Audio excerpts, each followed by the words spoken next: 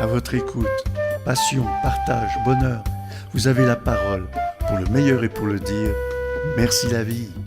Merci la vie, bien sûr, merci la vie. Merci la vie, oui. Merci la vie. Merci la vie. Merci. Chers amis auditrices et auditeurs, bonjour. Il y a un tout petit peu plus d'une semaine, j'étais invité pour l'anniversaire d'un très bon ami.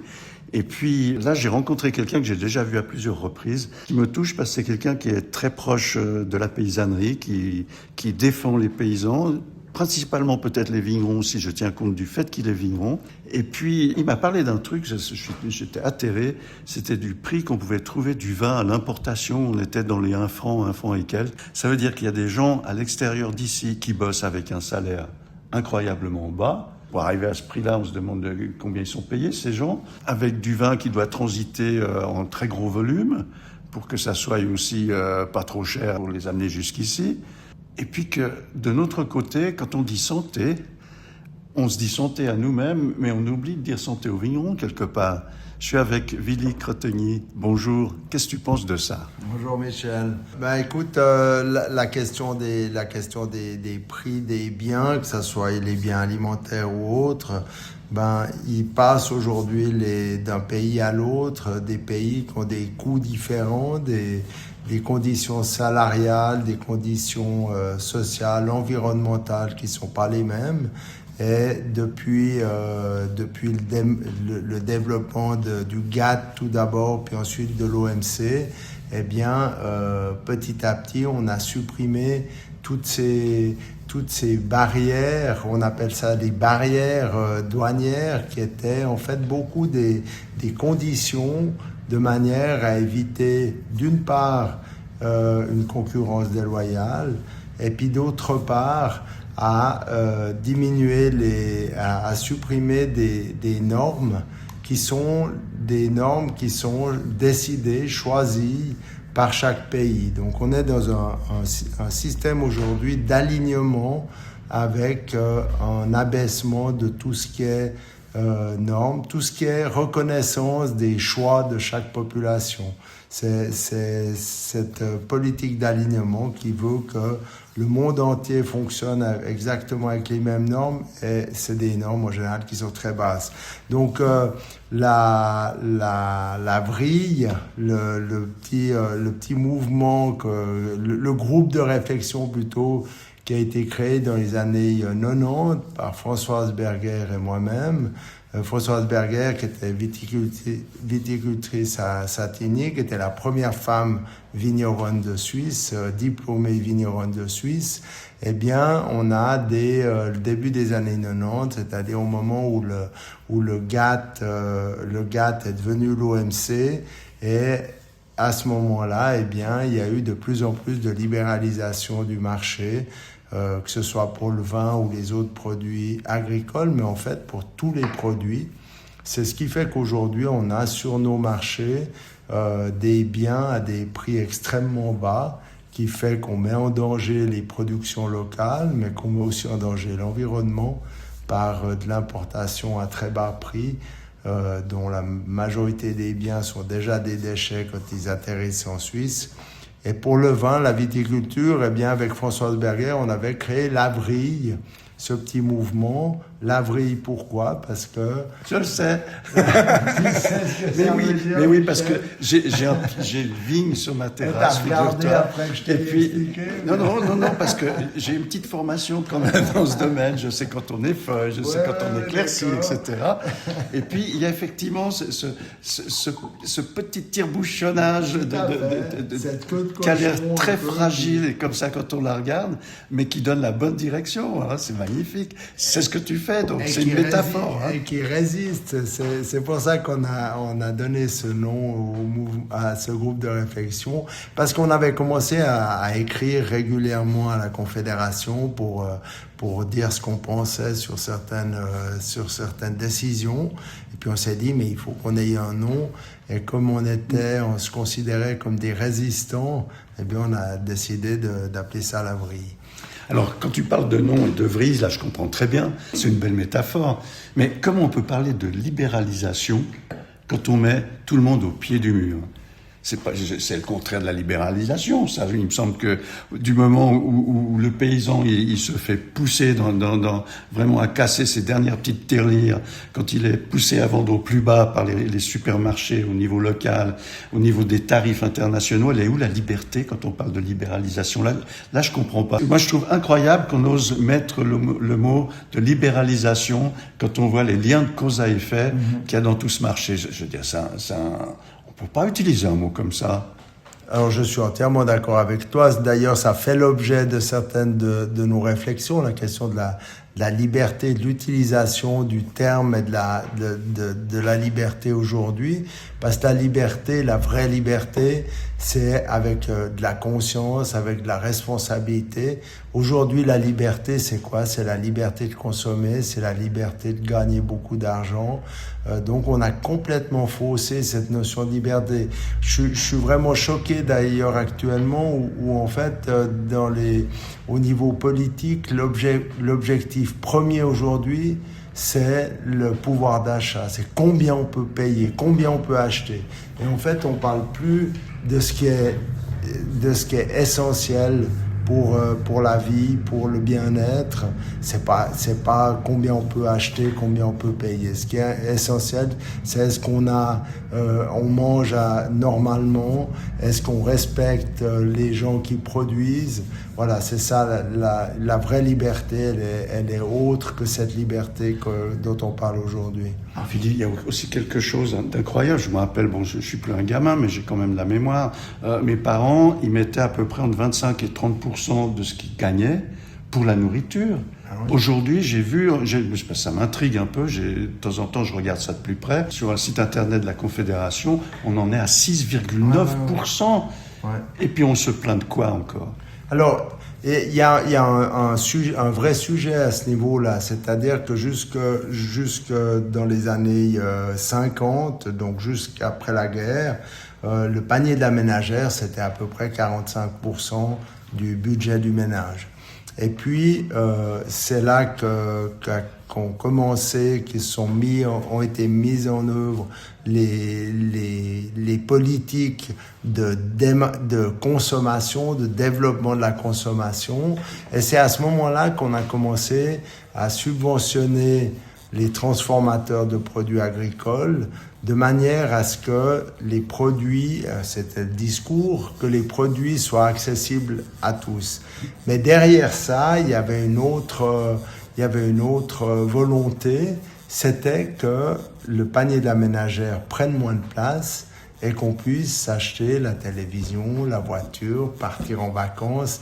Et il y a eu tout ce développement, tout ce changement de paradigme au niveau du capitalisme, du besoin de profit, de croissance de la consommation. Et puis le prix des assurances maladie à cause de la malbouffe. Et tout à fait, quand on entend dernièrement que M. Parmelin est allé négocier en Amérique et a proposé qu'on autorise en Suisse les poulets nettoyés au chlore, on voit jusqu'où peut aller le besoin de profit et de consommation. Alors on dit qu'on a les politiques qu'on mérite. Je suis pas toujours persuadé de ça. Par contre, il y a une chose qui est sûre, je le disais en introduction tout à l'heure, quand on dit santé, on pense à nous, mais on pense pas plus loin que le bout de notre nez.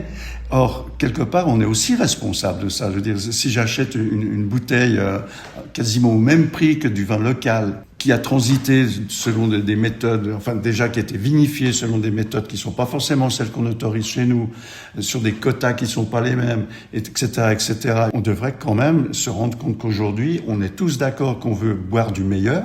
Eh ben, on a du meilleur ici. Oui, alors on est dans la réflexion sur qu'est-ce qu'on fait par rapport à cette responsabilité, à la conscience de chacun. Mais aujourd'hui, on est uniquement dans l'incitation essayer que les gens prennent conscience. Mais aujourd'hui, on doit se rendre compte que la question de la responsabilité, de la conscience, du respect, il y a des règles de société qui doivent être en place. Et ces règles, elles existaient auparavant puisque on régulait, on gérait les ressources.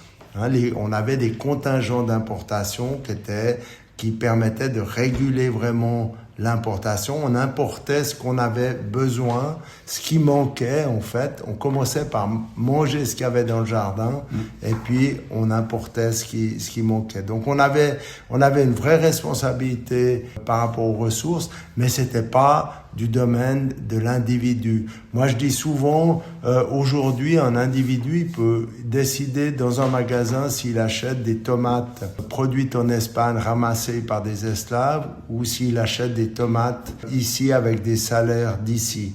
Eh bien, moi, je dis stop.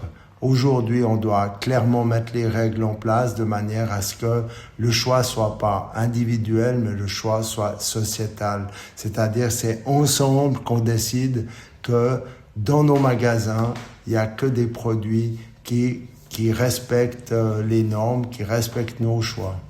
Alors moi j'ai le sentiment qu'on va se revoir là, parce que si on développe un petit peu plus loin ce dont on parle maintenant, je crois qu'il y a vraiment de quoi faire, parce que quoi faire, ça veut dire que je pense que tu as des actions qui vont aussi dans le sens, parce que c'est bien beau d'en parler maintenant, et je remercie les auditrices et auditeurs de nous écouter, mais l'objectif, il est plus profondément ancré.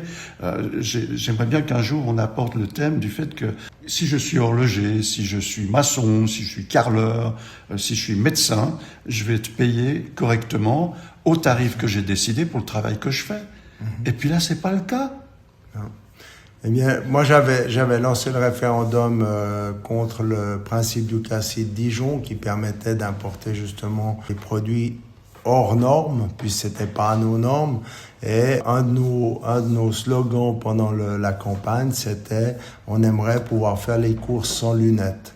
Et c'est comme je venais de le dire, notre idée, c'était qu'on devait, en Suisse, pouvoir aller faire nos courses sans avoir besoin de lire toutes les inscriptions et les informations sur des étiquettes, souvent des informations dont on a la peine de les lire sans une loupe. Eh bien, on devrait avoir des règles appliquées qui font que on peut aller acheter dans nos magasins en se disant ce qui est autorisé là, c'est des choses qui respectent tout ce qu'on a décidé ensemble. Et je prends souvent l'exemple de la circulation routière. La circulation routière, si on prend Genève, c'est un cas intéressant. Genève, il y a énormément de grosses voitures, de voitures très puissantes. Et malgré ça, et c'est le cas dans mon village, à Satigny, on a réussi à décider ensemble qu'on mettait à 30 à l'heure. Parce qu'on n'a pas posé la question, est-ce que vous avez envie de rouler vite? Non, on a posé une question de responsabilité. Est-ce que vous avez envie que vos enfants puissent traverser sans risque, que vos grands-parents ne se fassent pas écraser sur le passage piéton? Eh bien, on est capable de prendre des décisions communes et qui permettent justement d'avoir des choix de société. Aujourd'hui, c'est ce qui manque aujourd'hui, c'est des choix de société. J'ai une petite boutade quand même. Moi, j'habite Versoix et je prends plus la bagnole pour aller à Genève, ça fait longtemps déjà. Et il y a une chose qui m'interpelle tout de même, c'est que si je vais plus à Genève en voiture, c'est que j'arrive même pas à rouler à 30 à l'heure. Oui, ça c'est vrai. Mais c'est vrai que Versoix, Versoix, là, la transformation de la route suisse, c'est génial.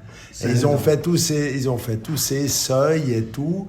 Et je trouve que c'est un assez bel exemple entre Bellevue et Versoix, où finalement, moi je me rends compte à Satigny, ça va très très bien cette vitesse.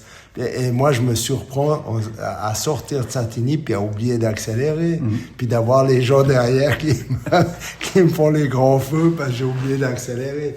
Et je trouve, pour moi c'est ça qui est important, c'est que on en vienne à des choix de société. C'est que la société aujourd'hui, pour des questions de liberté économique, donc de droit de consommer à n'importe quel prix, à n'importe quelle condition, eh bien, on refuse de faire des choix de société. Et je pense que la responsabilité de la société est importante. Ouais. Philippe Cretonnier, merci donc. Moi, je me tiens à quelque chose quand même. Je t'ai bien écouté avant même cette intervention. Tu m'as dit attention parce que moi, tout à l'heure, je vais aller manger avec les vendangeurs. Donc, je veux surtout pas que tu arrives en retard. Je te propose qu'on continue ces thèmes-là parce qu'il y a effectivement beaucoup de choses à se dire. Moi, j'ai abordé peut-être un petit peu rapidement maintenant un autre thème, le fait qu'on aimerait payer pour ce que l'on fait. Ouais. Hein, ça, c'est une chose importante. Comment se fait-il qu'on accepte de l'étranger des produits qu'on n'aurait pas le droit de produire chez nous? C'est aussi un thème. Il y a tout le thème. Les œufs, notamment. Il y a tout le thème de la santé. Il y a le thème de tes actions, parce que je pense que tu fais pas que de parler. Je crois que tu es aussi quelqu'un qui agit. Donc ça, il faut absolument qu'on en parle aussi. Et puis, j'aimerais bien aussi avoir des discussions avec d'autres associations qui sont proches aussi de ces objectifs-là. Donc, s'il te plaît, est-ce qu'on aura la chance de se retrouver bientôt, Vili? Eh bien, j'espère bien. Je te remercie, Michel, de l'intérêt que tu portes à toutes ces questions, comme nous, quoi. Donc, très volontiers, ouais. On a besoin que ces débats se fassent dans la société. C'est seulement par ces débats qu'on pourra avoir un futur qui convienne à tous. Alors, j'espère que tu m'inviteras au prochain débat. Ok, Michel, c'est noté. Je te remercie et je te dis santé. Allez, chers amis auditrices, auditeurs, à tout bientôt. Merci de votre écoute, merci de votre fidélité. Et puis, une petite question, puisque tu sais maintenant que l'émission s'appelle Merci la vie. Quand tu entends quelqu'un dire Merci la vie, comment ça résonne en toi, Vili?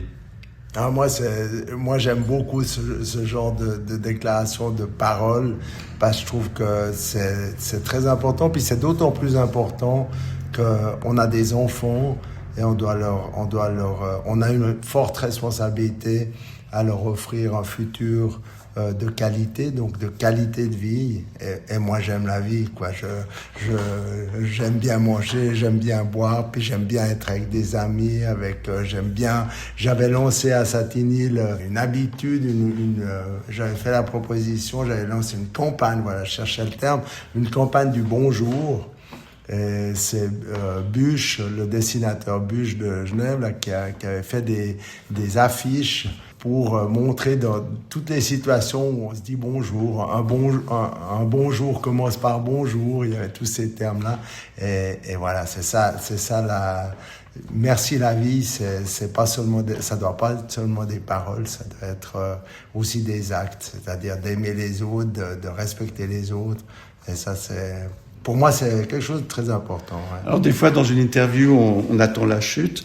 Là, c'est plutôt l'élévation. Allez, à tout bientôt. Et puis, on va finir le verre tranquillement avant que tu partes. Ciao, ciao. Au revoir tout le monde. Bye bye. Merci bien. Un grand merci de votre soutien. Merci de continuer à vous abonner. Je vous souhaite le meilleur du monde et à tout bientôt. Au revoir.